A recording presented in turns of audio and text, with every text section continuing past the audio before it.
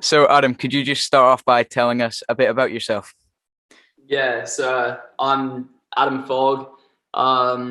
Originally from England, moved to Brisbane, Australia, which is kind of like home now. But in 2019, August 2019, moved out to college in America. I go to Drake University now.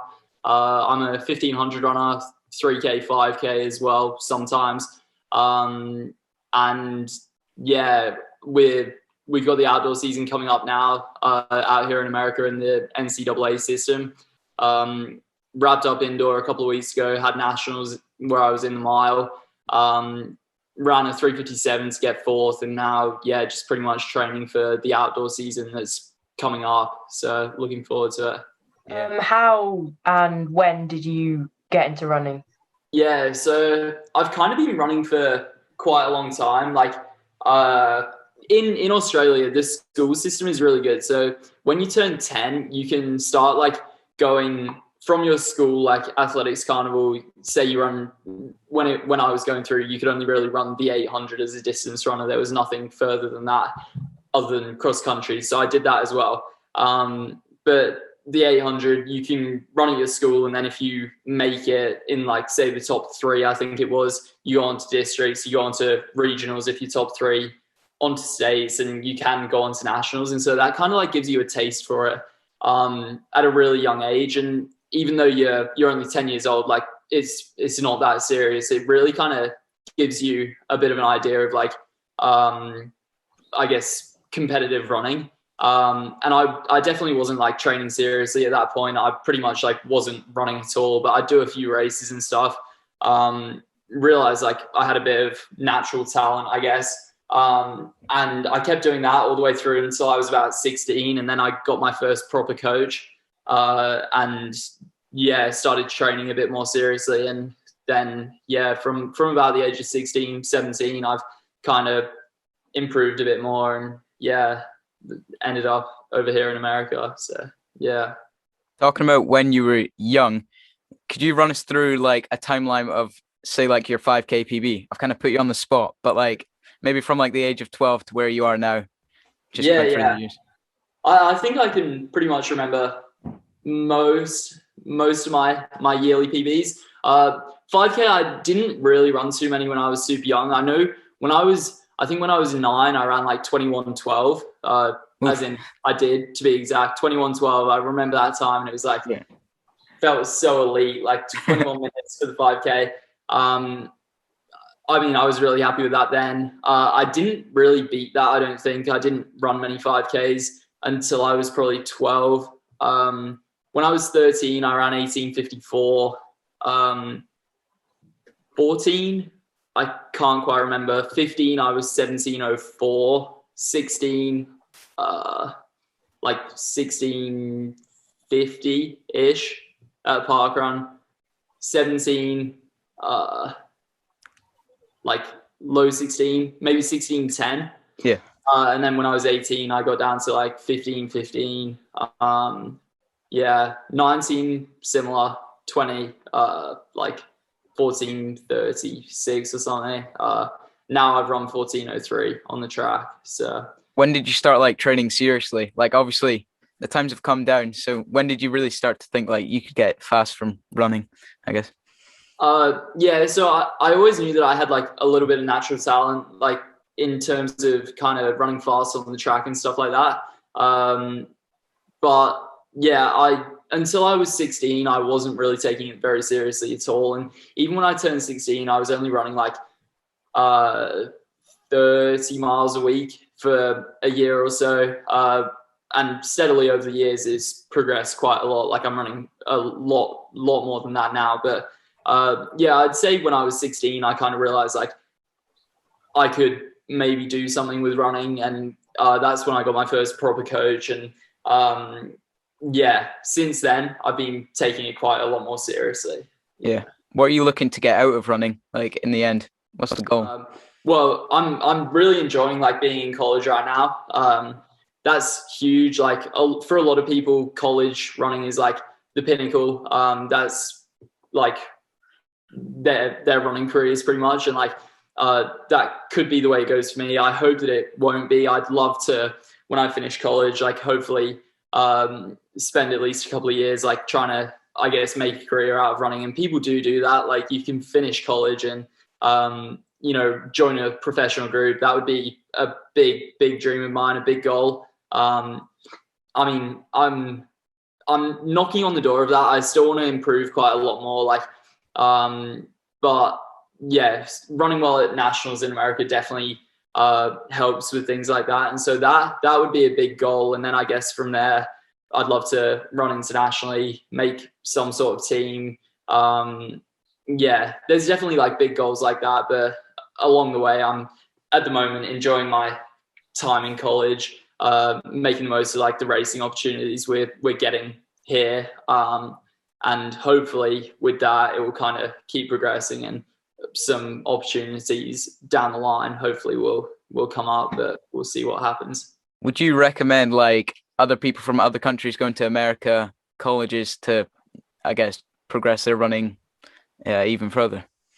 Yeah, I mean, definitely. It is definitely a risk. Like it can definitely go either way. Like if you're thinking about coming over, it's worked out really well for me. And for a lot of people, that's the case. Like there's been so many people from Australia who have come over and done really well and, joined professional groups and stuff like that, won NCAA titles, Morgan McDonald, Ollie Hoare, to name two. Like they're both now training out in Boulder, different groups, but they're huge names in the NCAA. And I think the fact that you can kind of get a degree at the same time and like be in an education system is like really good. And at home, like in Australia, I can't really speak for like other countries like around the world because I haven't really experienced it, but through school, the system is like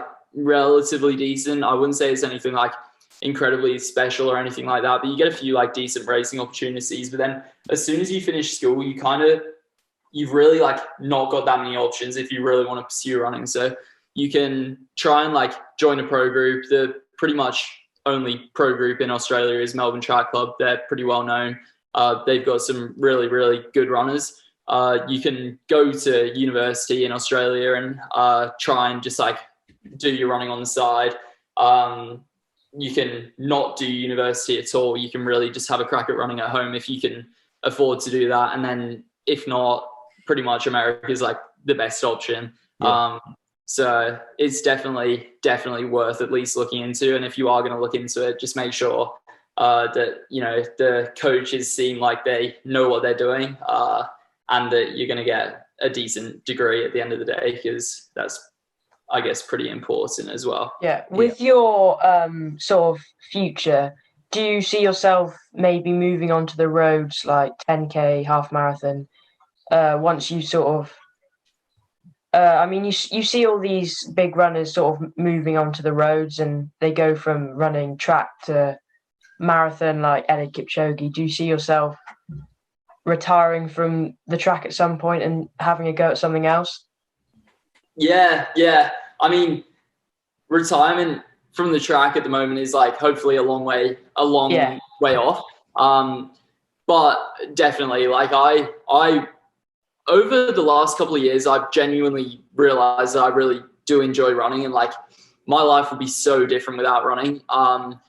And I think 100%, like I've never run a marathon, but I'd definitely love to at some point. I don't know if I'd be any good, but like just the years of running track races and like doing good training and like running some consistent mileage, like it all helps. Like getting good years and years of training under your belt is like gonna, I guess, build up over time and just like really help for in the future if I was to like move onto the road.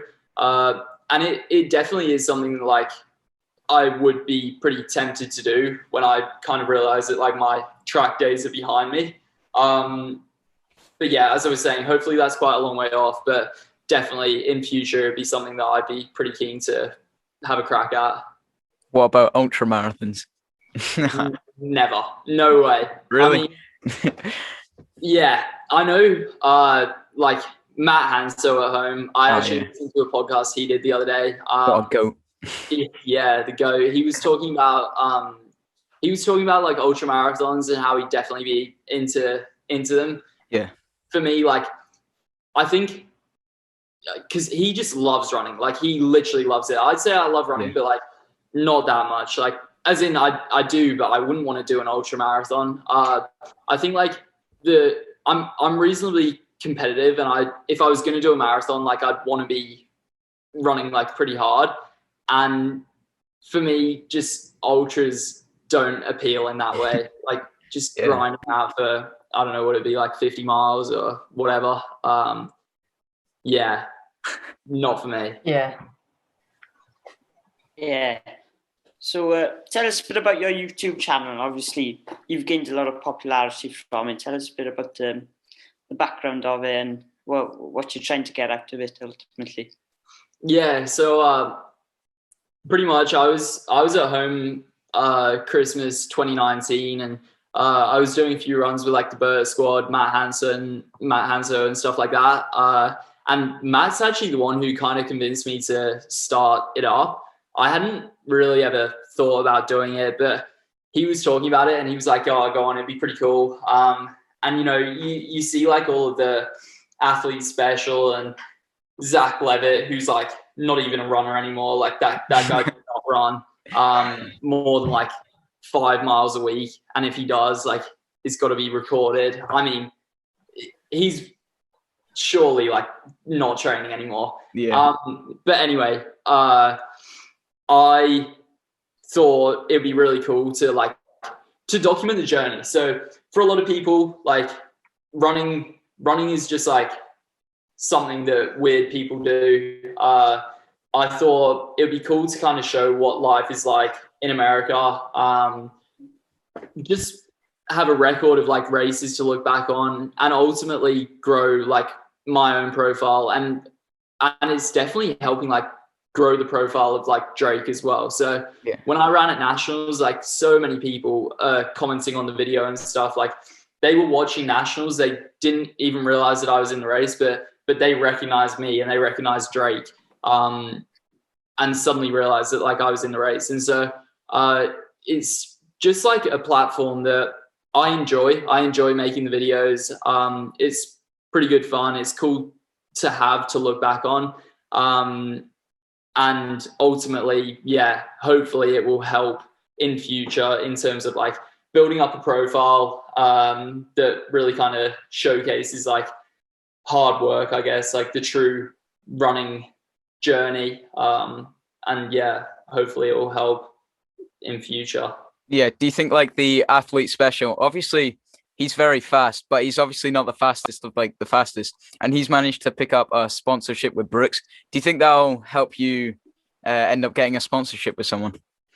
Potentially. I mean, my channel is like still growing and still really not probably like at that point yet. I mean, the athlete special, Spence Brown, he's got like 60,000 subscribers. I think when he finished college and when he was probably like talking to Brooks and like the Brooks Beast about trying to join their group, I think he probably had 50, 55, something like that, which is huge. Like, if you've got 50,000 people out there, there are people who can't run like 20-minute 5Ks who are making so much money off running just by having a platform. Like, there are some people out there who post videos on Instagram, YouTube of them, like, what they eat in a day, what their training looks like. And like, these people, like, a lot of them don't even run that fast, and yet they built themselves up to be kind of like, I guess, idolized by like people who look up to them and like know them and want to follow their journey and see them improve and stuff. And brands definitely love that kind of thing. Like, my channel, yeah, I'm still not that well known like on the YouTube scene, I guess. Like, it's still growing. But yeah, I think for the athlete special, like, if he didn't have YouTube at all, he definitely still could have joined a pro group. Like, he ran 3:59 for the mile as in he's run, he's not like retired yet. 3:39, 1500, 3:59 for the mile. So he could have joined a pro group, but having that YouTube channel and having that reach, just so appealing, I think. Yeah.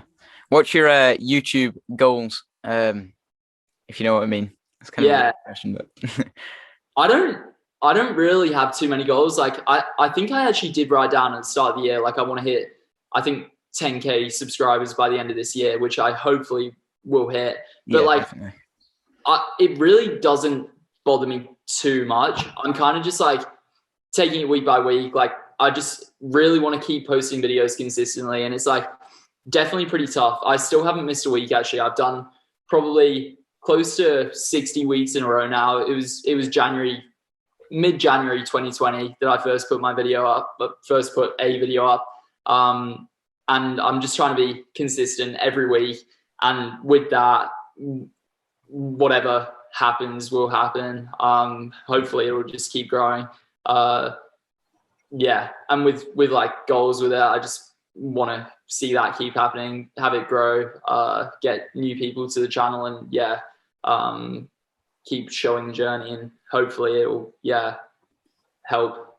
Yeah, the stuff you're doing is great. Thank you. Talking about goals, what are your sort of ultimate goals for the track? Like long term. And sorry. Yeah, I'd love to. I mean, everyone's got like big goals. I'd love to run at the Olympics. Love to run at the Commonwealth Games, World Champs. So they're like the real ultimate goals.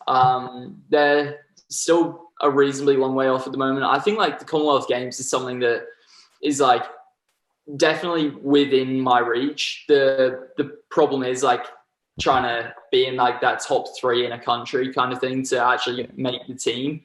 So they're my big goals. But then along the way, like one of my big goals for this year was to break 340 in the 1500. I did that in January at home. So I guess I want to go a bit quicker in that now. I've run 14:03 for the 5K. So I definitely want to get under 14, which I hopefully will do. And I then want to go quite a bit quicker than that. Like I think in the right race, hopefully I can go a fair bit quicker. I don't really have a number. I just know I want to run fast. And along the way, I guess if I can stay injury free, keep training consistently, just hopefully week by week, month by month, year by year, whatever, those times will just keep coming down, and that will ultimately hopefully lead to racing well and hopefully making some big teams. This year as well, in the NCAA, like coming over from Australia, I really wanted to make nationals indoor, which I did. And then I really wanted to be in the top 8, which gets you All-American honors. I don't really know what that means, to be honest, but I know that it's like something that is like a reasonably good achievement, being like a first team All-American, top 8 indoor or outdoor on the track.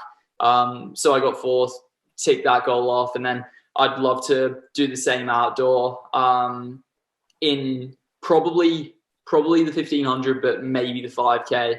I'm not really sure what I'll be kind of targeting outdoor, but yeah, there's some of my goals along the way. At your indoor race the other week in the mile you did, do you wish you had jumped at the line so you would have got 3rd? I just like couldn't believe that I was that far up. As in, I didn't look around at all, I don't think, and I had no idea that I was actually like so well in 3rd.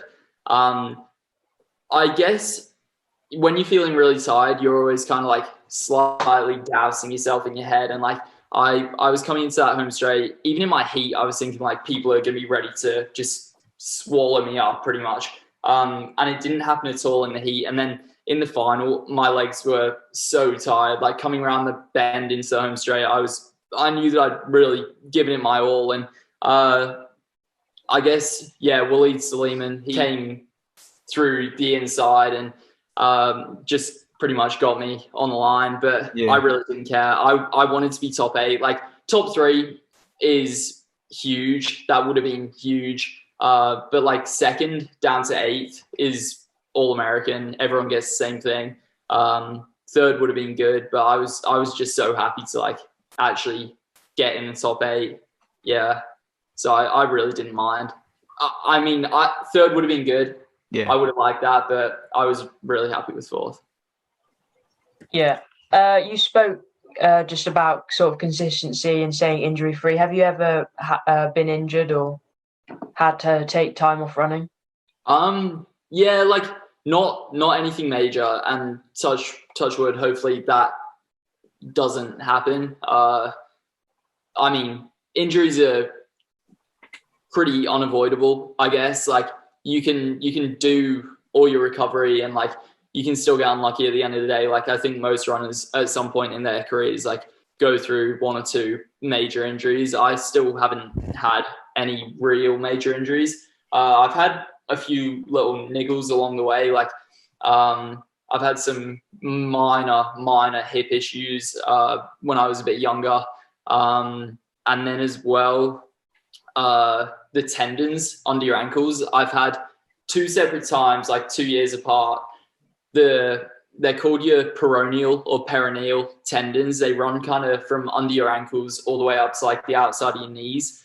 They both feet went awful at the same time. So I think I took like maybe a week off running for both times, and it was such bad pain. Like I thought I was gonna have to take a long time off, but I got really lucky. I did a bit of recovery stuff, I guess, like saw a physio, and yeah, I mean the physio didn't really do too much, but they always just say like take a few days off. I did that, and it worked its magic. I got lucky, I think, and that's pretty much it. I really can't think of too much else. So hopefully it can stay that way for a while. Do you think not getting injured is a bit of luck, or do you do a lot of recovery stuff like after your sessions and runs?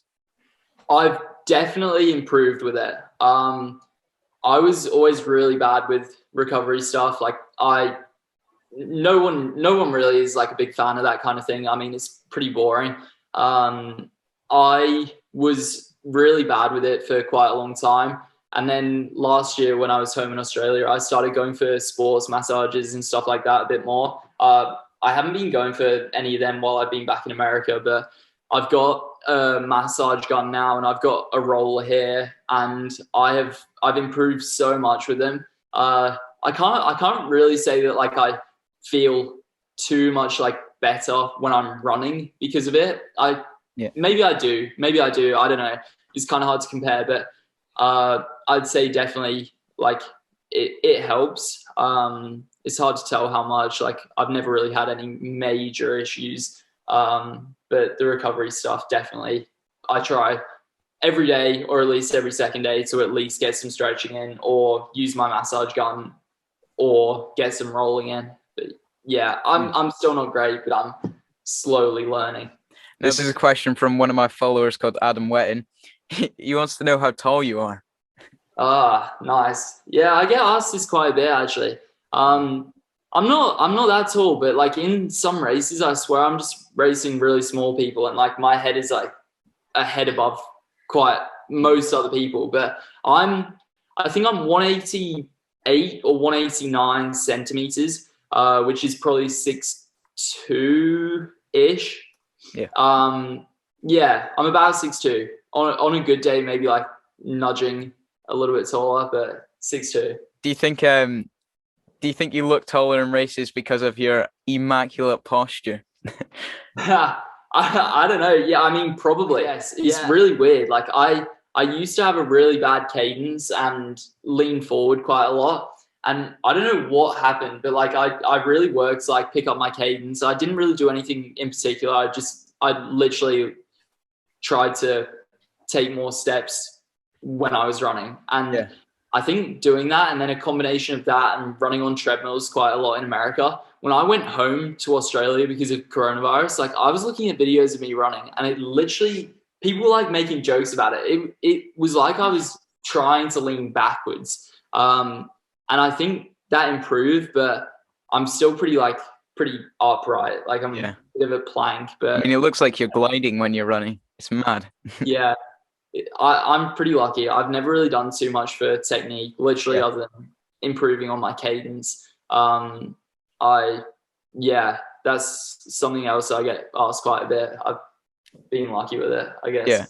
I'm gonna ask you a few kind of quick fire questions. They're just from my Instagram. So obviously I put up the question of if you have any questions for you.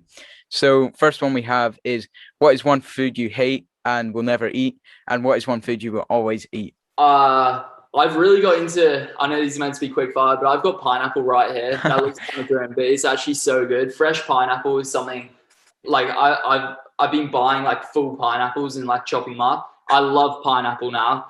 I'd have to say pineapple is probably like my favorite fruit now. So I will always eat pineapple. A food that I hate, I really don't know. Like pretty boring and obvious, but like we were out last night having dinner, a few of the boys, and someone ordered Brussels sprouts for the table. I'm not a fan of them. Brussels sprouts. Okay, another one is, do you take breaks throughout the season? If so, how long? Yeah, like really mini ones. I never have like a huge break. I'd say at the end of outdoor coming up, I'll probably have a week, maybe. A week is like a pretty big break for me. That's about it. After indoor, after nationals, I literally had one day where I didn't run, and then I ran like 79 miles the next week. So between like indoor and outdoor and stuff, not particularly big breaks, but at the end of the prop season, I'll probably have a week or so. Yeah. Someone else asked, who are some of the running prodigies coming out of Australia right now? Oh, there are so many. Honestly, it's pretty crazy. Like Australia is doing really well right now. So I guess got to mention Matt Hanso. I think he had a really good 5K. Technically today, but in Australia. So like yesterday in Australia, because it's Monday there now, still Sunday here. He's running really well. There's a few. There's a triathlete, Peyton Craig. He's still 15. He's run 3:48, I believe, for the 1500. Maybe not. It's crazy. Maybe like 15. Yeah, he's still 15. Wow. Maybe not 3:48. It might be like 3:52. I can't remember. Still crazy. There's so many though. Isaac Bibley, he's another running YouTuber. He's like one to watch. I think he's still 15, I think, and he's broken 4 for the 1500. Like when I was 15, I ran 4:20. So if he keeps improving the way he has been, then he'll be pretty quick. And the last one is, what's your favorite distance to race? It's got to be the 1500. Like, I've got to say the 1500. But I raced a 3K a few weeks ago, and even though it wasn't really a race, like I was pretty much time trialing it.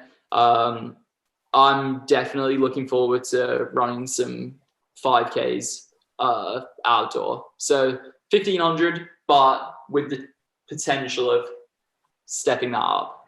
If you were to pick one racing spike, one racing like road shoe, and one training shoe, what would those shoes be? Training, the Adidas Supernova. I do all of my jogging in them.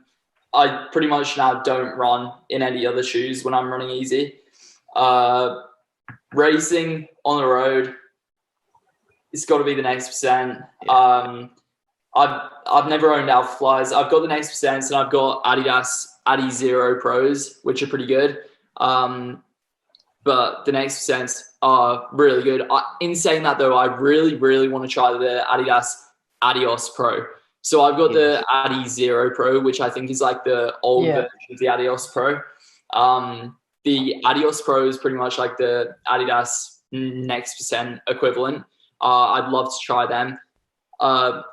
From what I've heard, they're pretty similar to Next Percent, so I'd love to give them a go. And for spikes, I've run 3:59 in Ambitions, Adidas Ambitions, and I ran my old 1500 PB 340 in Adidas Avances.